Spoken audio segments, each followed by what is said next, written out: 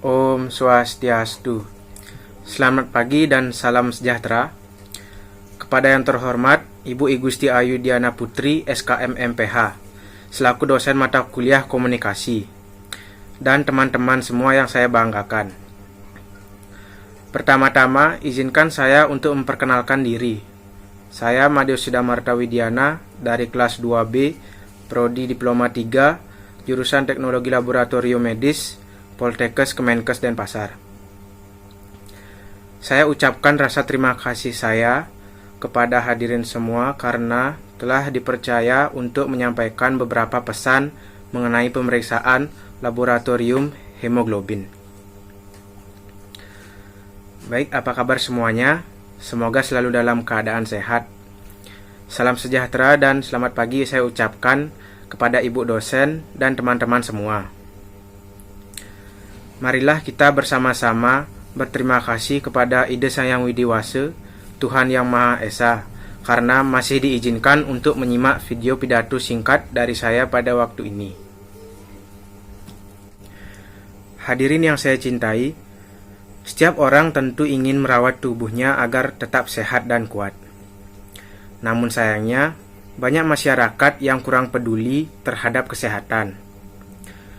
Salah satunya kesehatan pada hemoglobin. Sehingga banyak kasus yang berhubungan dengan kesehatan hemoglobin mulai dari remaja hingga dewasa bahkan sampai anak-anak. Tes hemoglobin merupakan pemeriksaan yang dilakukan untuk mengukur jumlah hemoglobin di dalam darah. Hemoglobin adalah protein pada sel darah merah yang berfungsi membawa oksigen ke organ dan jaringan tubuh. Selain itu, hemoglobin juga berfungsi mengangkut karbon dioksida dari organ dan jaringan tubuh kembali ke paru-paru. Hemoglobin yang terlalu tinggi atau rendah akan mengalami gejala seperti lelah, pusing, atau sesak napas. Dokter mungkin akan menyarankan tes hemoglobin pada pasien dengan gejala tersebut. Kadar hemoglobin yang tidak normal bisa mengindikasikan adanya kondisi medis yang mendasarinya. Pemeriksaan ini termasuk tes darah yang umum dilakukan dan menjadi bagian tes darah yang paling lengkap.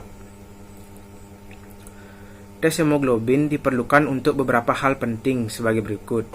Yang pertama, memeriksa kesehatan pasien secara keseluruhan. Yang kedua, mendiagnosis kondisi medis yang dialami pasien. Dan yang ketiga, memantau kondisi medis. Tidak semua orang harus melakukan tes hemoglobin ini, akan tetapi ada beberapa orang yang membutuhkan tes hemoglobin dengan membawa kondisi tertentu dari masing-masing pasien. Kadar hemoglobin yang melebihi maupun kurang dari angka ideal tersebut adalah disebabkan oleh faktor yang datang dari masing-masing pasien. Sebagai contoh, hemoglobin yang melebihi dari jumlah ideal disebabkan karena dehidrasi. Sedangkan hemoglobin yang rendah disebabkan oleh beberapa faktor. Salah satu faktornya adalah penyakit ginjal. Penyakit ginjal yang merupakan bawaan dari pasien tersebut. Resiko tes hemoglobin sangatlah kecil.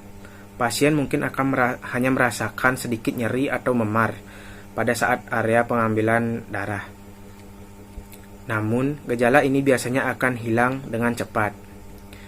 Apabila hasil tes hemoglobin pasien tidak normal, dokter akan mengevaluasi hasil pemeriksaan tersebut, dan bila perlu, dokter akan melakukan pemeriksaan lain untuk menentukan penanganan lebih lanjut. Baik, demikianlah pidato singkat yang dapat saya sampaikan. Semoga pidato ini bermanfaat, berguna, dan mudah diterapkan dari sekarang untuk kita semua. Mohon maaf apabila ada kesalahan dalam bertutur kata. Atas perhatiannya saya ucapkan terima kasih. Om Santi Santi Santi Om.